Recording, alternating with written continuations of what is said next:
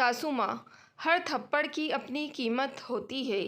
रमन बार बार दरवाजे की तरफ देख रहा था। 2-3 बार तो बाहर होकर भी आ गया, लेकिन अभी तक मंजरी का कोई अता पता नहीं था। 2-3 बार फ़ोन उठाकर फ़ोन भी ट्राई किया, पर मंजरी ने फ़ोन तक नहीं उठाया।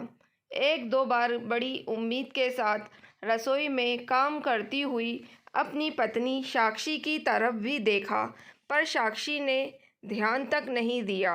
गुस्सा भी बहुत आ रहा था उस पर कुछ कह नहीं सकता था, क्योंकि साक्षी जवाब देना सीख चुकी थी। अचानक अंदर कमरे में से माँ माधवी जी के कहराने की आवाज़ आई तो अंदर कमरे में आकर देखा, माँ उदास से बिस्तर पर पड़ी हुई थी। आँखों में से कुछ बूंदें आंसू की गिर चुकी थी। बड़ी उदासी के साथ उन्होंने रमन की तरफ देखा, फिर उन्होंने दूसरी तरफ मुँह कर लिया। देखकर रमन सिर्फ इतना ही बोला, बस माँ, मंजरी अभी थोड़ी देर में आती ही होगी, आप परेशान ना हो। आखिर वापस मोबाइल उठाकर मंजरी को फ़ोन करने लगा। इतने में मोबाइल की रिंग दरवाजे पर ही महसूस हुई। बाहर जाकर देखा तो मंजरी आ चुकी थी। उसे देखते ही रमन बोला, मंजरी तुम आज भी लेट आई हो। माँ कब से तुम्हारा इंतज़ार कर रही है। भैया जी क्या बताएं, कितनी ही कोशिश कर लो, पर ट्रैफिक के कारण लेट हो ही जाती हूँ। अच्छा ठीक है, जाओ पहले माँ के पास जाओ। मंजरी अंदर कमरे में गई और दरवाज़ा हल्का सा लगा दिया। इधर रमन अभी भी गुस्से से अपनी पत्नी साक्षी को घूर रहा था, पर साक्षी निरंतर वैसे ही काम किए जा रही थी जैसे कुछ हुआ ही ना हो। रमन लड़ने के मूड में रसोई में आया। इससे पहले कि वो कुछ कहता, साक्षी ने अपना टिफ़िन पैक किया और रसोई से निकलकर अपना बैग उठाया और अपने स्कूल के लिए रवाना हो गई। रमन को गुस्सा तो बहुत आ रहा था, पर क्या कर सकता था। आखिरकार उसने मंजरी के लिए चाय चढ़ाई और चाय का कप बाहर हाल में रखकर मंजरी को आवाज़ दे दी, मंजरी अपनी चाय ले जाओ। इतने में मंजरी निकल कर आई और चाय उठाने लगी तो रमन ने पूछा, माँ ठीक है। उसके सवाल को सुनकर मंजरी ने रमन की तरफ देखा और कहा, हाँ भैया जी, माँ जी ठीक है। सुबह से कई बार पूछ चुका हूँ, पर वो कुछ जवाब नहीं दे रही थी। अभी भी रमन ने सवाल किया तो मंजरी ने जवाब दे दिया, वो दरअसल भैया जी उनके कपड़े गंदे हो गए थे, इसलिए परेशान हो रही थी। शायद इसलिए वह आपको जवाब नहीं दे रही थी। ओह, तुमने कल जाने से पहले माँ को डायपर नहीं लगाया था ना भैया जी, पर कपड़े तो गंदे हो ही जाते हैं। बस मैंने उन्हें नहला दिया है, चाय पीकर उन्हें कुछ खिला पिला देती हूँ। उन्होंने सुबह से शायद कुछ नहीं खाया और ना ही कुछ पिया है। टेबल पर सब सामान ऐसे ही रखा है। सुनकर रमन को अपनी पत्नी साक्षी पर बहुत गुस्सा आ रहा था। रमन मंजरी के सामने ही बोला, कैसी पत्नी है मेरी, कैसी औरत है जिसे माँ की तकलीफ तक नहीं दिखती। अगर मेरी माँ की जगह उसकी माँ होती बिस्तर पर, तब भी ऐसा ही करती। कभी माँ के कमरे में जाकर झांकती तक नहीं। माँ सुबह से परेशान है, शर्म के मारे अपने बेटे से नहीं कह पा रही तो कम से कम बहू होने के नाते वही पूछ लेती, लेकिन नहीं, पता नहीं मन में क्या लेकर बैठी है। सचमुच भैया जी, आपको पता नहीं कि भाभी जी मन में क्या लेकर बैठी है। मंजरी के सवाल से रमन हतप्रभा रह गया। बस इतना ही कहा, तुम माँ का ख्याल रखो।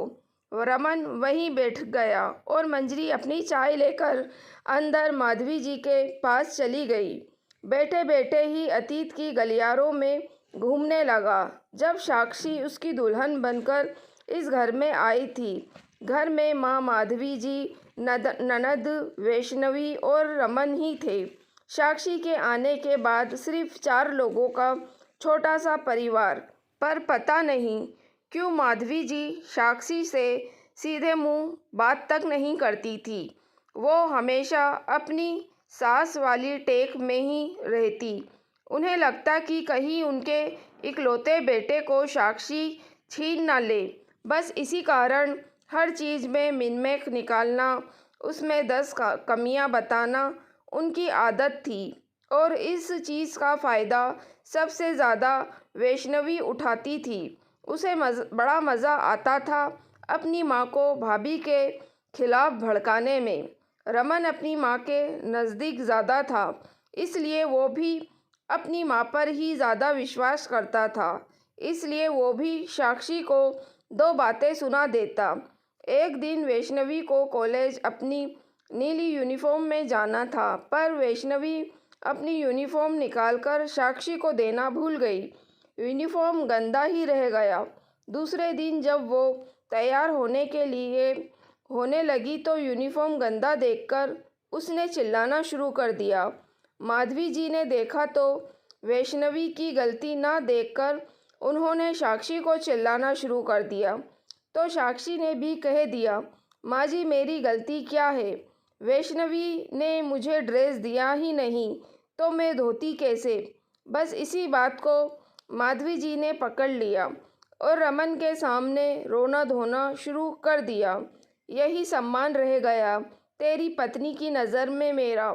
आज मुझे बातें सुना रही है, कल को घर से निकाल देगी।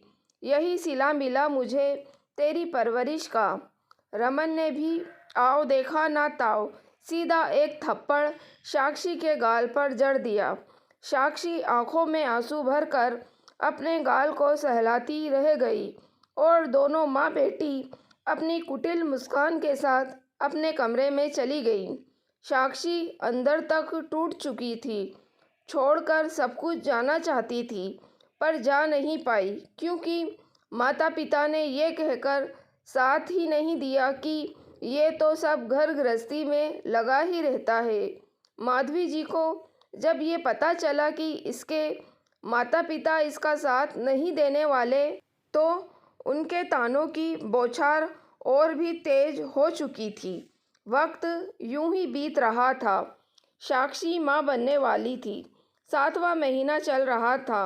उस दिन बहुत तेज बारिश हो रही थी।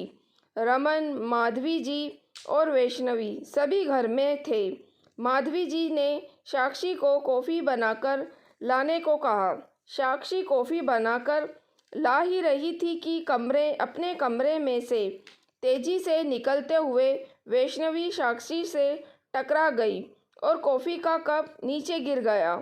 हालांकि वैष्णवी को कोई चोट नहीं लगी, लेकिन उसके बावजूद उसने चिल्लाना शुरू कर दिया, हाय मुझे जला दिया, हाय मुझे जला दिया। सुनकर माधवी जी और रमन अपने कमरे में से दौड़े चले आए।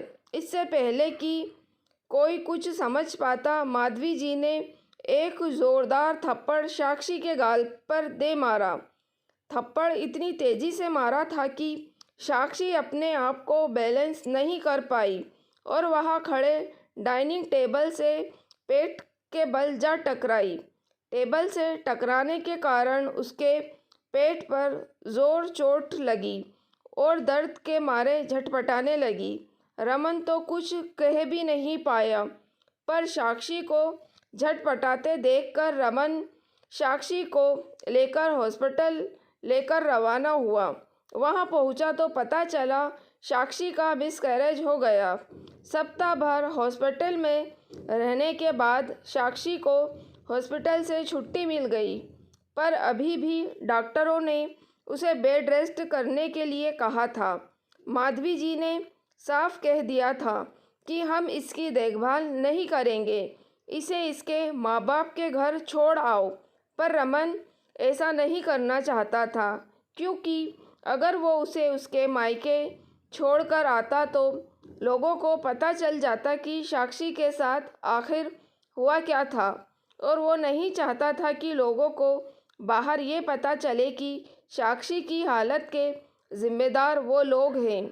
इसलिए रमन ने उसके लिए एक नर्स बुलाई थी। तब मंजरी पहली बार इस घर में आई थी। मंजरी को 20 दिन के लिए साक्षी की देखभाल के लिए रखा था। रमन ने मंजरी को रखकर अपनी जिम्मेदारी की इतिश्री कर ली थी। अब मंजरी ही साक्षी को संभालती थी। पर इन 10 दिनों में मंजरी माधवी जी और वैष्णवी जी के स्वभाव को अच्छे से देख चुकी थी। रमन तो ऑफिस के काम में बिजी रहता। यहाँ दोनों माँ बेटी खुद ही बनाकर खा पी लेती, लेकिन साक्षी के लिए खाना बनाना उनके लिए दूभर हो जाता था। मंजरी जब तक घर पर नहीं आती तब तक साक्षी भूखी प्यासी बैठी रहती, लेकिन कोई पानी पूछने वाला नहीं था। मंजरी की गैर मौजूदगी में साक्षी को अगर वॉशरूम भी जाना होता तो दीवार के सहारे जैसे तैसे सहारा लेकर धीरे धीरे वॉशरूम जाती, पर उसकी परेशानी किसी को नज़र न आती। खैर, धीरे धीरे साक्षी ठीक हो गई, पर सबसे पहले उसने स्कूल में नौकरी ज्वाइन कर ली। रमन, वैष्णवी और माधवी जी ने मना किया। कुछ दिनों तक उससे बात भी नहीं की, पर साक्षी ने इस बार दिल पक्का कर लिया। अब वो किसी से कुछ बोलती भी नहीं थी, सिर्फ अपने काम से मतलब रखती थी। वक्त के साथ वैष्णवी की भी शादी हो गई और वो अपने ससुराल चली गई। आज उन बातों को 4 साल हो चुके हैं। साक्षी दोबारा कंसीव नहीं कर पाई तो माधवी जी रमन की दूसरी शादी करने पर उतारू हो गई, पर साक्षी कुछ नहीं कहती थी और ना ही तलाक लेने को तैयार थी। माधवी जी उसे परेशान करने में कोई कसर नहीं छोड़ रही थी। किसी तरह तो साक्षी घर से निकले, पर ऐसा नहीं हो पा रहा था। इसलिए एक दिन माधवी जी गुस्से में ही अपनी बहन के घर रवाना हुई तो रास्ते में एक्सीडेंट हो गया और आज वो बिस्तर पर पड़ी हैं।